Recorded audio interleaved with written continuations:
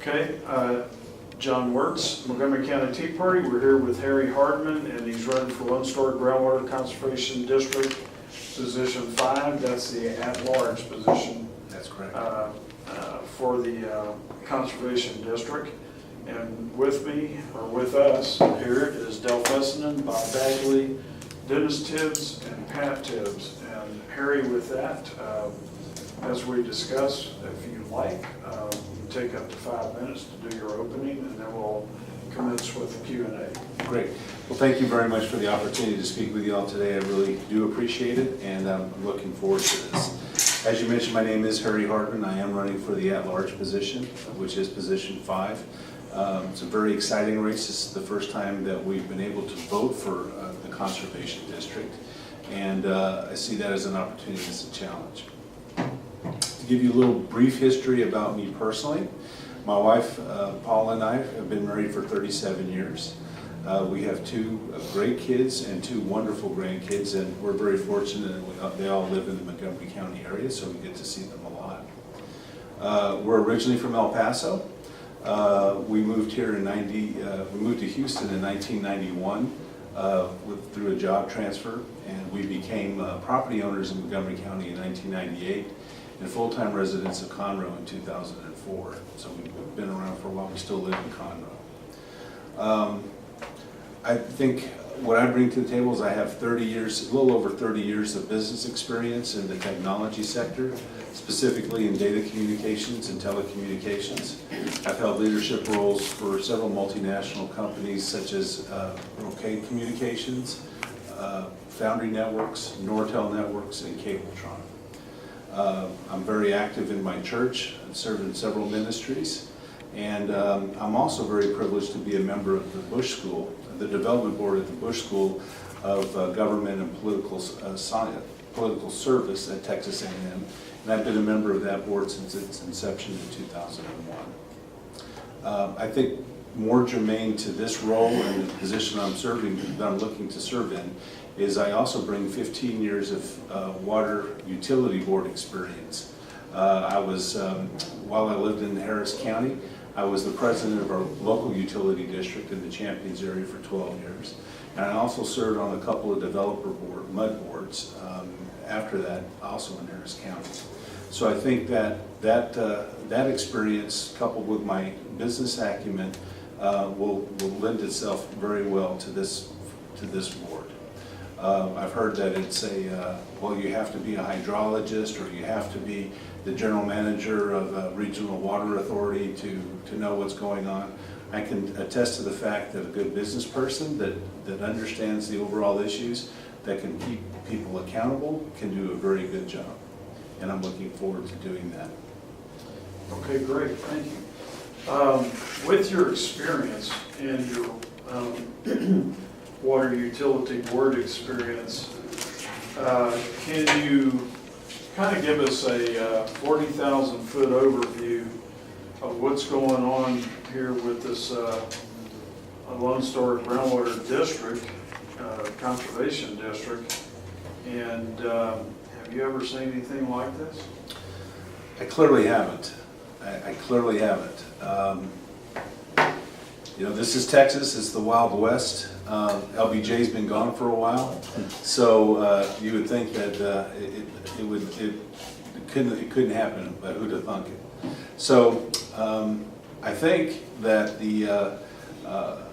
we have a situation where we have an appointed board who has indebted our community to the tune of $1 billion for, I think, unjustifiable reasons, without one of us having the opportunity to vote.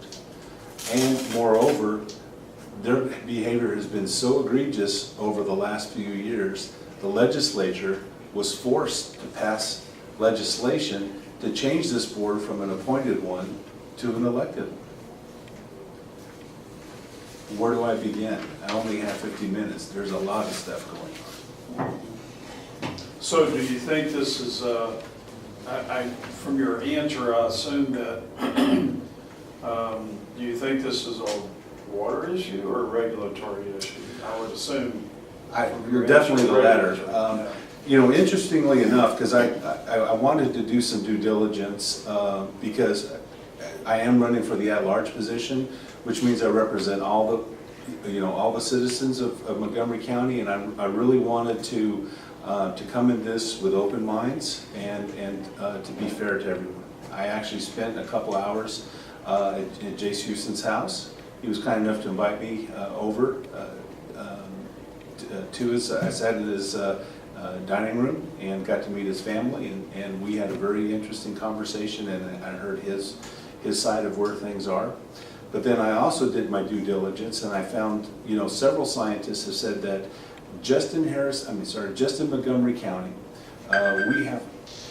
Keep going. we have over 180 million acre feet of groundwater in our aquifers, not including the Catahoula, which is the deepest, and a lot of people said is, you know, pretty salty. So 180 million acre feet. If you compare that to the total surface water that's available statewide in every body of water, and that's at pool level, and that's at the original depth, that's not even taking into consideration sedimentation or anything else, it's only 38 million acre feet of water throughout the whole state. So let's do a little math. If people say, well, 180 million is hogwash, okay, let's cut it in half. Let's make it 90 million.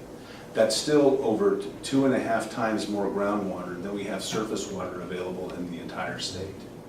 We do not have a groundwater problem in Montgomery County. The Bush School also said they did a capstone project for the state controller's office a couple of years, and they came to that same conclusion. We have a regulatory problem in the state, and we don't have a groundwater problem. All right, thank you. Dale? Okay, so to address the 800-pound gorilla in the room, everybody's looking to reduce the water bill. And if you reduce the water bill, what happens to SJRA's $1 billion? How do they fund it? Well, that's a good problem. That's a good question, and fortunately, that's SJRA's problem. I think that there's a couple of answers to that question. First and foremost, we all have to understand that what we are indebted for is only phase one of potentially 4 phases, right? So the first order of business is to ensure that phases 2 through 4 never see the light of day, because that $1 billion will be a rounding error at the end of the day if everything happens as they plan. So the very first order of business is to ensure that it doesn't get any worse than this. Secondly, we'll have to take a look at, you know, my aim is to take the teeth out of the tiger. We want to, if it's up to me, I am going to look to significantly raise the GRP. You know, we're down to 64. GRP is what? I'm sorry, the groundwater production plan. So currently, the proposal is 64,000 acre feet that can be taken out today, which is another issue, and I'm sure you'll be asking me later. I would propose to significantly increase that amount of water for large volume users, and also to significantly minimize the current. Today, it's $10,000 a day fine for people that don't conform to today's standards. I would like to see that significantly dropped to as little as $1 a day in fines. So, but to answer your question, I think that's something the legislature is going to have to do. We are indebted for that $1 billion. How it gets paid off is going to be something that a lot of agencies have to do. But I want to make sure it doesn't get over $1 billion.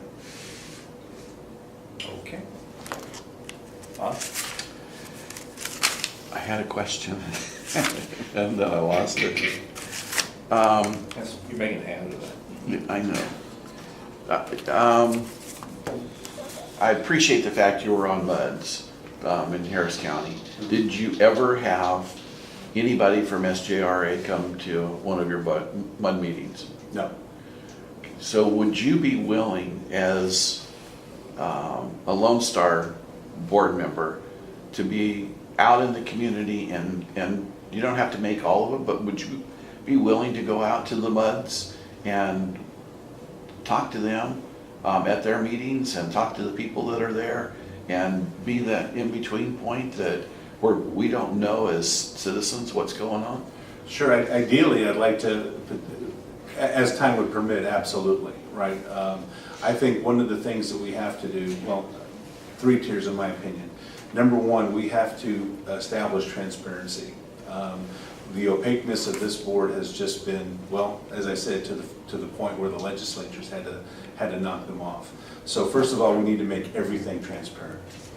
And one of the first orders of business I'm also going to ask for is a full, complete, and independent audit of all facets of the business. That's got to be ground one. If I'm going to be held responsible for my role, especially as the at-large person, I want to have confidence that the baseline numbers that we're working on are actually legitimate. I don't have that confidence today. The second of all, Bob answers your question, which is reestablishing trust within the community. And that is, I think that's one of the ways we have to do it, right? Nobody really, the few people that know of us do not trust us any further than that we can be thrown. So I think education and over-communication are essential parts of that component, right, to rebuild that trust. And then the third thing is really establishing, after we get the results of the audit, find out where we are. In my opinion, everybody at the district is interviewing for a new job, right? We're going to look to run that organization as effectively as possible. I'm sure there's some good people there. I am not for opening the spigots and keeping them on 24/7. I think that's part of the thing as well. You can't just let things go overall. I'm from El Paso. I understand about water conservation. I grew up that way, and I think it's important. So we still need to be good stewards of a natural resource, and I'm an absolute proponent of that. But I am not a proponent of a false monopoly holding a gun to all of our heads and charging us unrealistic and unsustainable and unconscionable rates. Okay, GMA 14 has a couple of subsidence districts and at least 5 other groundwater conservation districts. Do you know anything about them, where their offices are located, how they're structured, if they had any kind of pumping limitations, and what their water usages are compared to ours? Well, interestingly, they hold their meetings in the Lone Star building. Oh, really? They do. And the current general manager, I think, was the chairman of the GMA. I don't know if she still is or not. Okay. So, to the best of my knowledge, none of the other subsidence districts in our GMA have a pumping limit. That's another thing. Why are we artificially handicapped? It's the same aquifer, right? I also believe that an aquifer is a physical thing. It's not dictated by political lines. So water's water, and if everybody's got an equal right to it, we all should be able to pump equally as well. And currently, we are at our own peril. We've handicapped ourselves, right? And I say we, San Jacinto and the current. Yeah. And it's not me. It's not we. Them. Yes. Do you have any idea what the magnitude of total water by those other 5 districts is compared to what Lone Star uses? I don't know that number offhand. Sorry. Okay. But that, I'll find that out.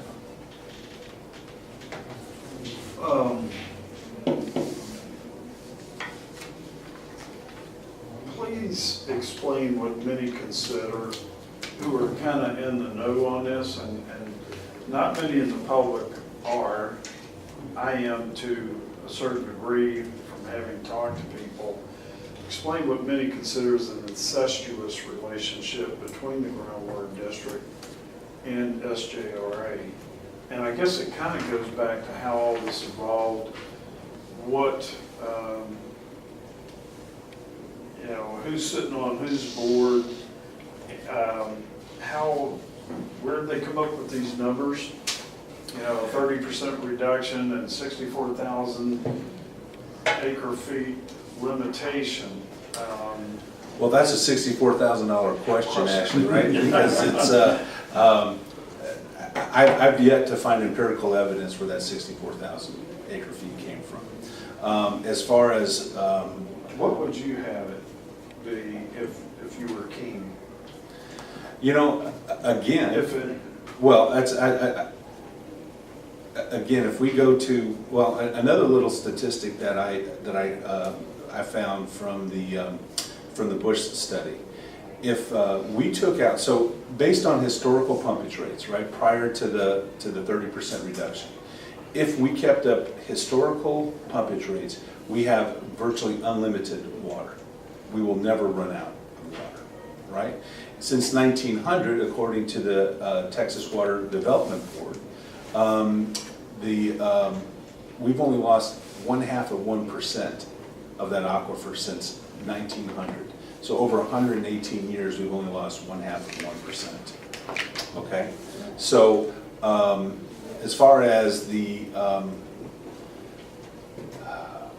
conflicts of interests, when you have the general manager of the San Jacinto River Authority that has a commodity, which is surface water, also on the board of the Lone Star Groundwater District, who is the servicing agent to allow that agency to sell that groundwater unnecessarily, I think that's a conflict of interest. There are several other conflicts of interest, but that one is the most egregious, and it's like, come on. can't Montgomery County just go to a neighboring county and say, hey, we're a user, we're limited here, can we have your water? That's a good question, because last time I checked, this is a free country, right? And capitalism is still, other people would have us not do it, but today we're still a capitalist, but no. Harris County and our adjoining counties are unable to sell water to the folks in Montgomery County. We're held hostage to the San Jacinto River Authority. How is that? How are we held hostage to that? Is there legislation? There's some or contractual, rules? there's some contractual agreements between them. Okay. So it's a monopoly, I would say so, yes. A contrived monopoly. contrived monopoly, yeah. Okay. Is that more contractual than statutory? Yes. Oh, man, we just do it for that. That's my understanding. Okay, let me lead off with what hopefully is a fairly short question and answer. I was looking at your special interest groups that you belong to or attended meetings, et cetera, et cetera, et cetera. You list your Knights of Columbus affiliation, but you've also said in earlier things that you were heavily involved with MUDs, and yet those are, in reality, special interest groups. Just Well, but oversight or- that's just an oversight. I consider that, a public office, so not necessarily a special interest. So I mistook the question. So, Okay. yes. Are there other things that might be relevant that you may have not considered in that vein? No, up until very recently, I was just a heads down workaholic. So pretty much kept my nose clean and kind of flew in and flew out on Monday through Friday. So Okay. So now, back to what I consider a little bit more difficult question. Understand your position that should be managed on an aquifer basis, which is not political boundaries, et cetera, et cetera. The way that the Lone Star Ground Control, LSGCD. let's just say Lone Star if we don't mind. The way Lone Star and SJRA are constructed and the relationship between them. Obviously, that doesn't fit that scenario. If you were engineering, if you're designing how the management should be done, what roles and responsibilities would you shift between them, add new boards, whatever? Well, I'll talk to the Lone Star part of it because I'm studying the issues from a Lone Star perspective, not necessarily SJRA. I will say that I think my opinion was, and my understanding always was, that the River Authority's primary role was flood mitigation. They've obviously done an extraordinarily poor job of that.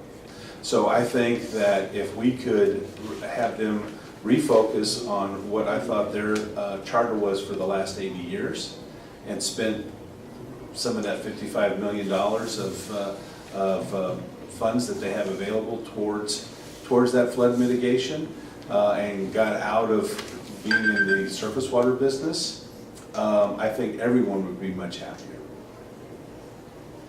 Okay.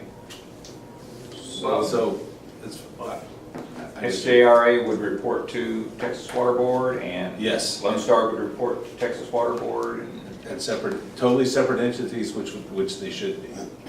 okay. Wow. Conservation is in the name of Lone Star, but I don't see much being done on teaching people conservation other than cut back on the amount of water that you're using. And because you cut back on the water like we asked you to do, now your rates are going up because we need more money to be able to take care of it because you're not spending, Yeah. you're not buying the water.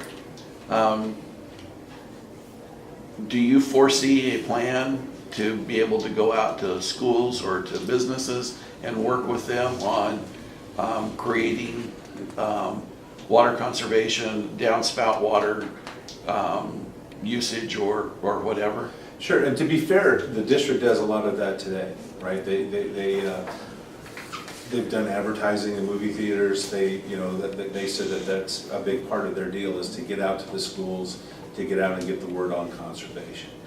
Again, I'd like to see exactly what those programs are, how effective they've been, what do they cost. But I will say, in all fairness, they do, so it's not like it's nothing.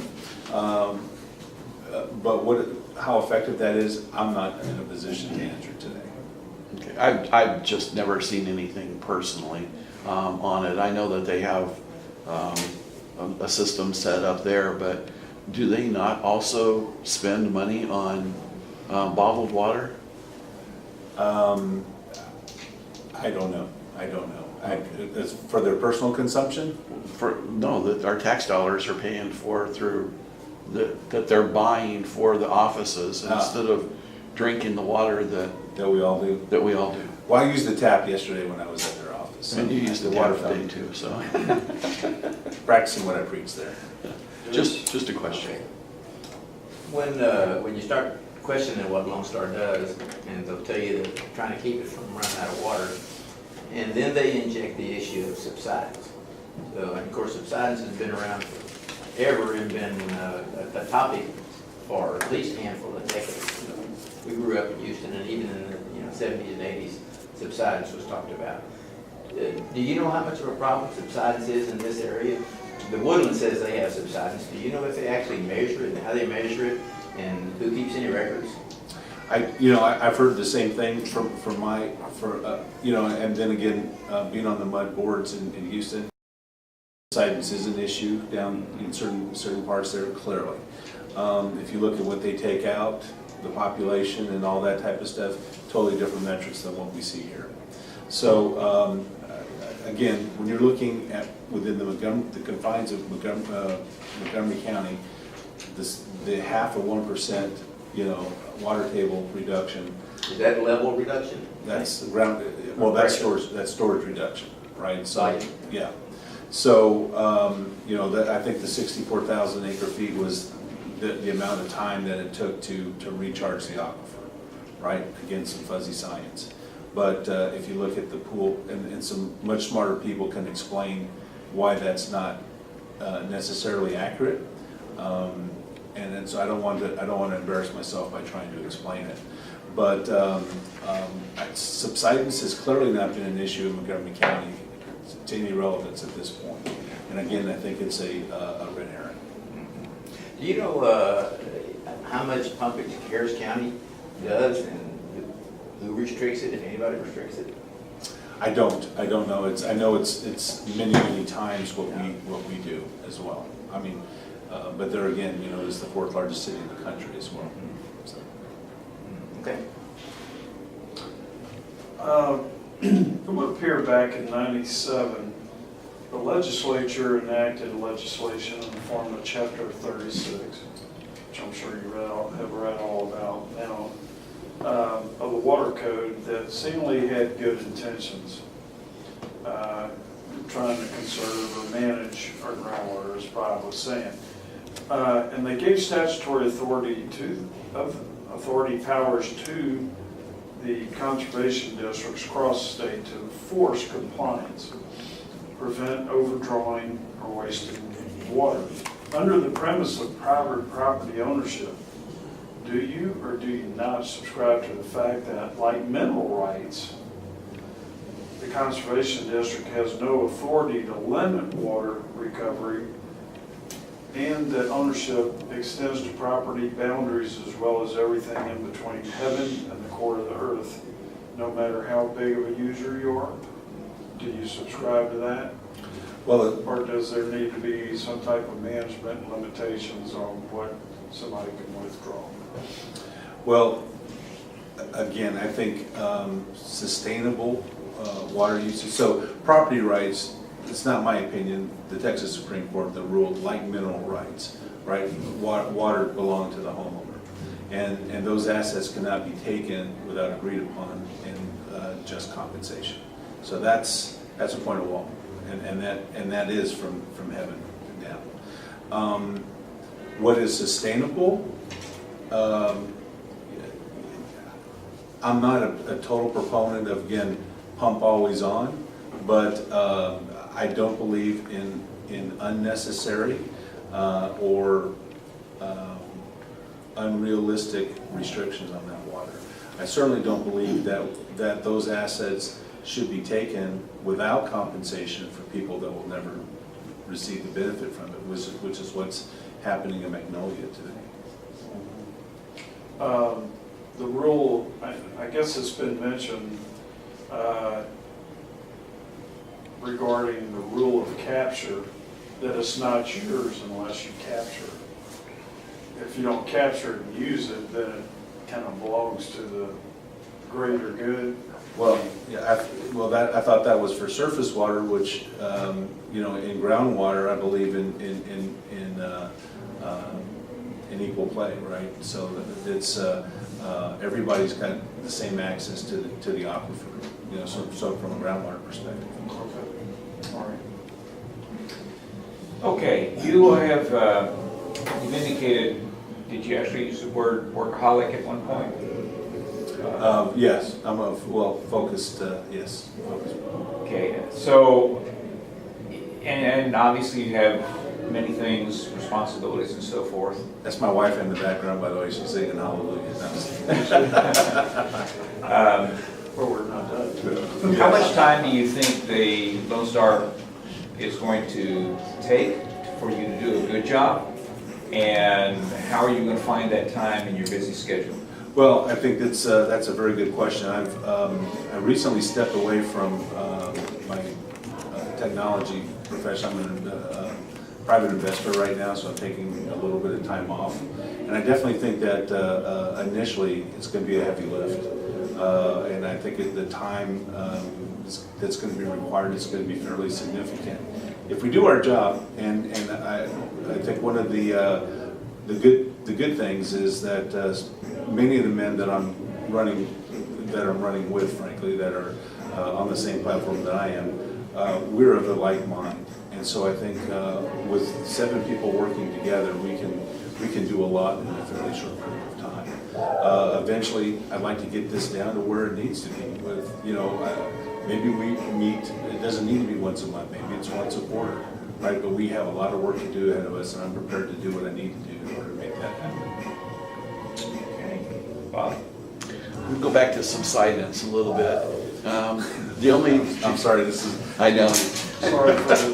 Sorry for the distraction. We didn't anticipate. Yeah, we can't get them to lower it any. That's they're doing a church service. I see they can just close that door. Oh, it's not closed.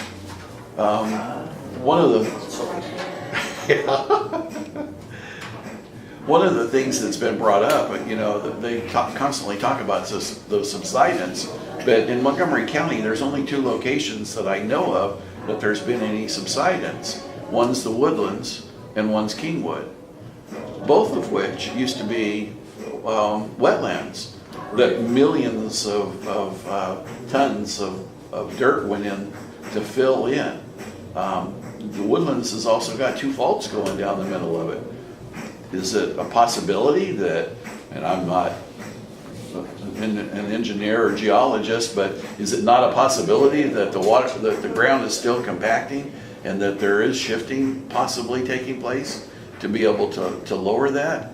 I would have to say Instead of that's just water? I would have to say that's a very plausible reason for it.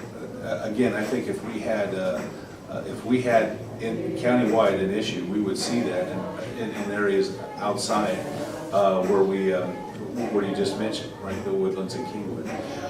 At a water summit that I attended last week, one of the hydrologists that presented actually showed a well that was in Houston that had been built in the 50s. And you could see where the wellhead was and where the current ground level was. It was a significant decrease. Same type of pump built about the same time I think it was in Conroe, but certainly in Montgomery County, was still in its original state, right? So that's just one point of reference, but I think it's an important point of reference. Again, if all you have is a hammer, everything looks like a nail, and the SJRA has one of the biggest hammers I've ever seen. So they're going to, if there's no issue, then there's nothing to regulate. There's nothing to charge people for. And if you come up with a hypothesis, then you're gonna run with it instead of a different one that could have been in there as well. So it's much easier to say that we're using all the water instead of there's ground sediment. Exactly. You'd mentioned earlier about phase 2, 3, and 4 of this project. Can you tell us just briefly what those other phases are and what magnitude of money they might need?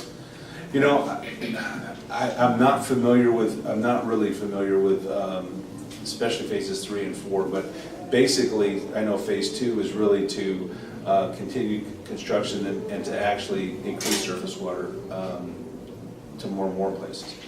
As far as the cost of it, I don't know, but in talking with people that, I don't know specifically, but talking to people who are educated in this, it would be at least as much as phase 1, if not more. So we could look at potentially doubling or more our indebtedness. So phase 2 would be expanding the pipe network? I believe that's correct, yes, sir. Okay.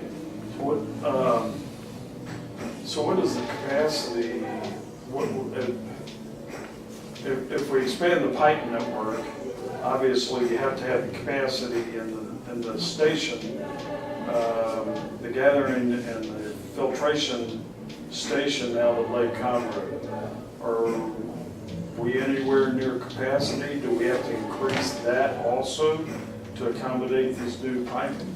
Or is that built in? My understanding is that we're only running at like 30% right now. So it's another thing that. So that they planned on doing this anyway, and well, like you said, in these phase 2, 3s expand this surface water network.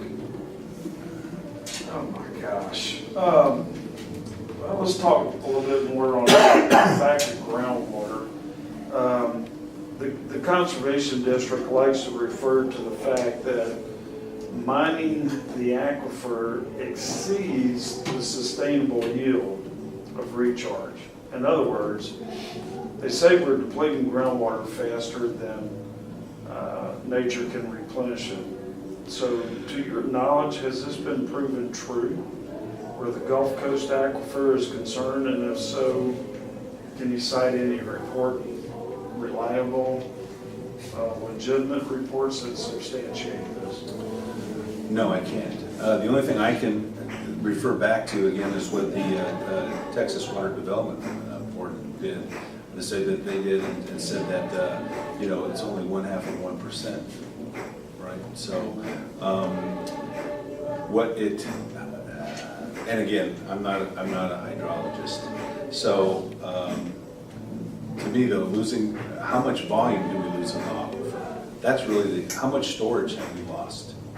How much storage is actually in there? So I think the rest of this is semantics. Right? And I'm a business person, but to me is how much do we have how much is left. If we're pumping more than it's getting, then we have an issue, because eventually it's gonna run out. But the fact that it's only down 0.5% in over 118 years tells me that we don't have an issue. Sounds to me like they're playing footloose and fancy free with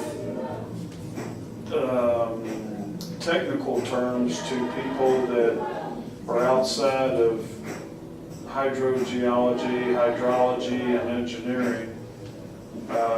And some of us in the oil and gas industry who are familiar with this concept. Replenishing hydrocarbons is one thing.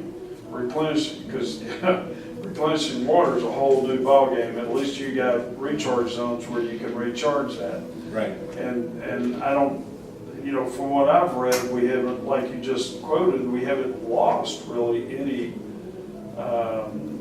assets of water. Right. Basically, we got the pattern is full, so to speak. Exactly. The reservoirs are full. We really hadn't depleted anything. Well, exactly. I think, I think the people at the San Jacinto River Authority should maybe consider going to the Rio Grande River Authority, because they have an issue there. We don't have that issue here. Okay. Yep. Okay, touching a little bit on what John's already touched about, the various reports and so forth.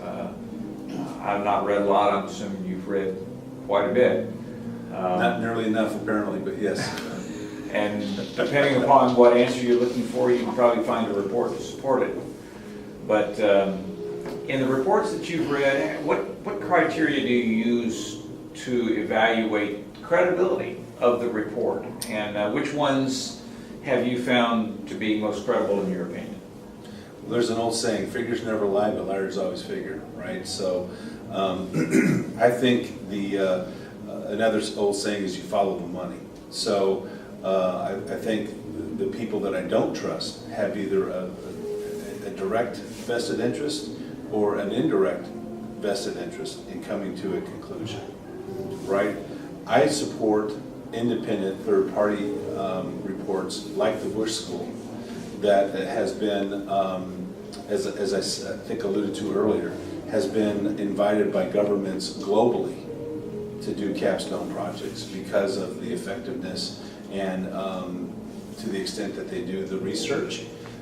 The conclusion that they came up with is this is a regulation issue going to happen. I trust people that don't have a dog in the fight to come to the right conclusion. Okay, and I would infer based on your comments that restore affordable water definitely fits into one of those categories. They are definitely out in front of this. I would absolutely agree, yes. Okay. Okay, Bob.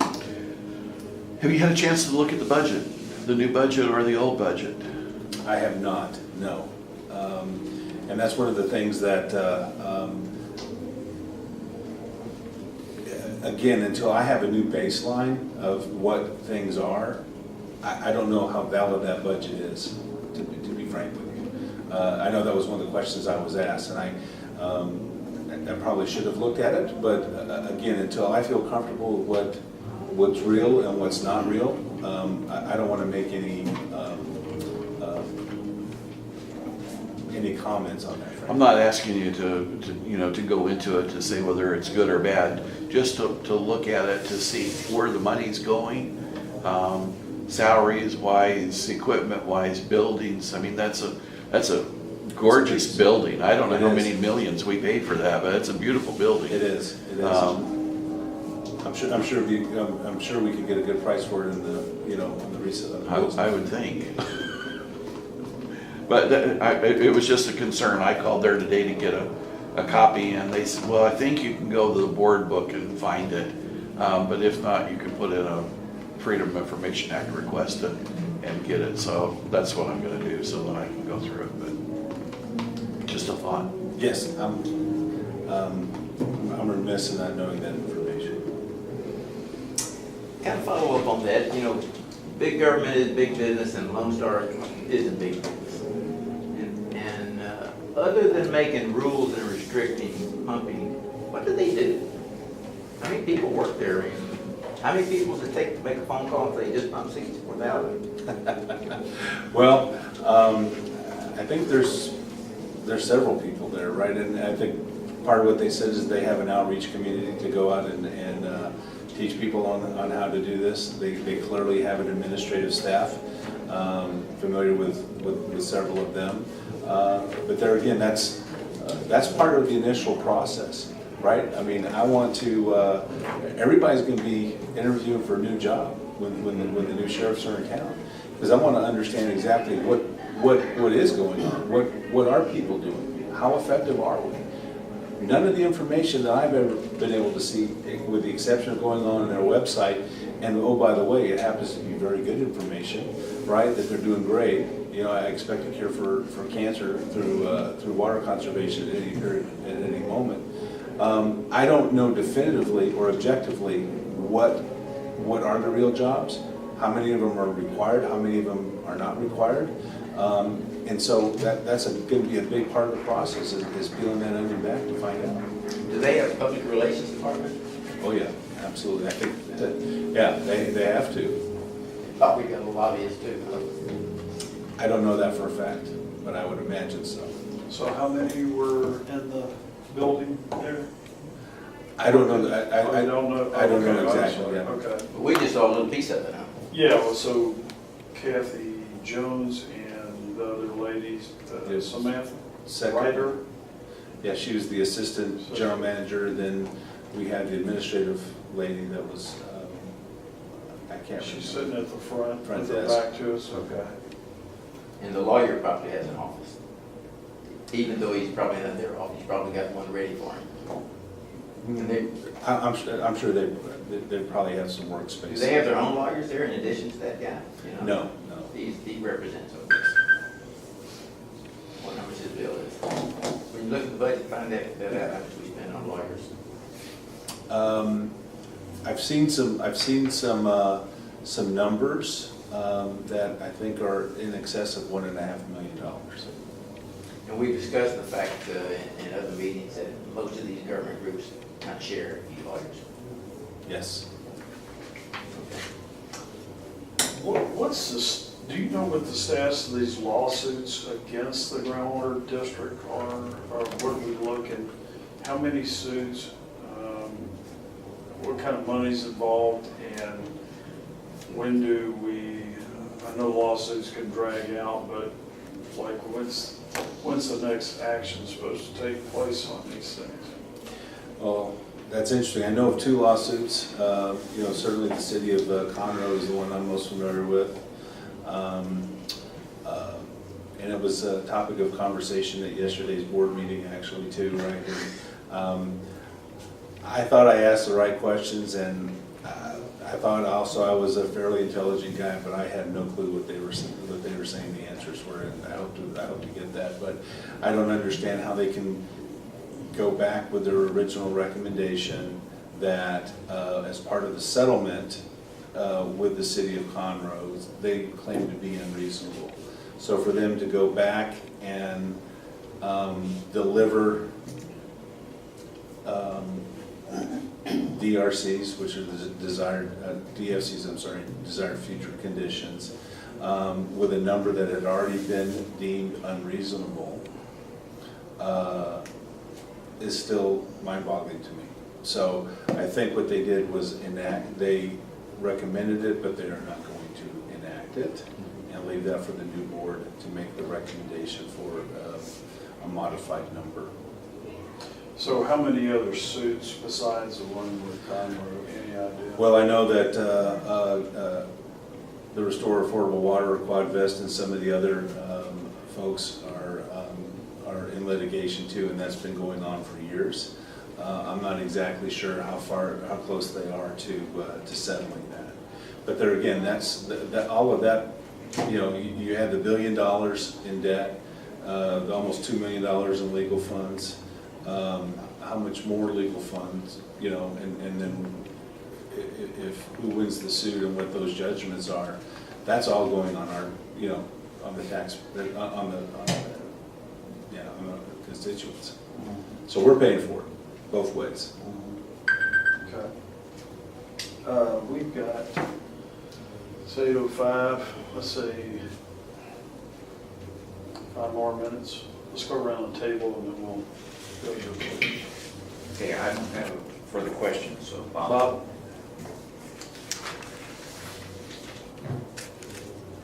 I'll pass. I was gonna carry on with what we had, but I'll pass. I will ask a little bit about the agreements between SJRA and Houston, and I guess Lone Star probably doesn't have too much to do with that. Do you know what those agreements are, and who owns the water, and how they sell it? And if, you said earlier that Houston can't sell it back because of contractual. Yes, so I think, and I'm not, I'm not 100% on this, so, you know, I guess I will be able to it because it's being videotaped, so, but this is my understanding, so that's my caveat as I try to answer this question. My understanding, well, Lake Conroe was built as a retention lake for the city of Houston, right? That was done 40-some-odd years ago. So I always thought that the water actually belonged to the city, and they could get it at any time, much to the chagrin of all the people that live along the lake. But that was the original premise. I don't understand. I don't understand how SJRA could actually own the surface water. I know that they could charge pumpage fees for getting it down there and that sort of thing, but I'm not totally clear on how all that works. I just know that they are the keepers of the surface water. They have set unrealistic groundwater provisions to not allow us to get anywhere what we need from the groundwater. And they are the only source of surface water that Montgomery County can buy from. I understood that somehow or other they gained like a 30% interest in it. I think that they may have, but I don't want to be accusatory unless I'm sure. Okay, thanks. All right, well, we're at the point now, if you like, go ahead and we can wrap it up with up to 5-minute closing. Sure. Well, again, I want to thank you all very much for the opportunity to meet with you all tonight. If nothing else, this has given me the opportunity to get up to speed on several things that I haven't had the opportunity to yet, and that's again one of the action items that I'm committing to the folks here. So, I think at the end of the day, what I bring to the table is a lot of industry experience in business, the water utility board experience, and independence. I have absolutely no affiliation with any of these folks, either directly or indirectly. We need fresh faces, fresh blood, and people that aren't afraid to take hard stances on a hard problem. Because, you know, this is very big money that we're talking about. We're talking about billions of dollars. And so hard decisions are going to have to be made. We're going to have to be able to stand up to folks that don't want to see these changes, and I'm committed to doing that. So I appreciate the vote. Again, I'm the at-large candidate. Please remember in this election, it's a down vote. Everybody has to go down the ballot, and everybody gets at least 2 votes.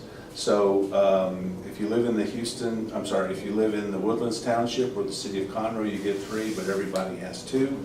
So I would ask everybody to please spend the extra time, go low, and I've always been told I was a hard man is good to find, and with everyone's help, I'll be a hard man to beat. All right, so you are down the ballot, you can't vote straight party to get to your race, or really any of the down the ballot races, the groundwater district, the township, if you live in the Woodlands, any ISD, and Lone Star College. Right, straight ticket won't get it, and I'm the last one on number 5, the first one to consider. Okay, all right, we appreciate you coming in. Thank you so much.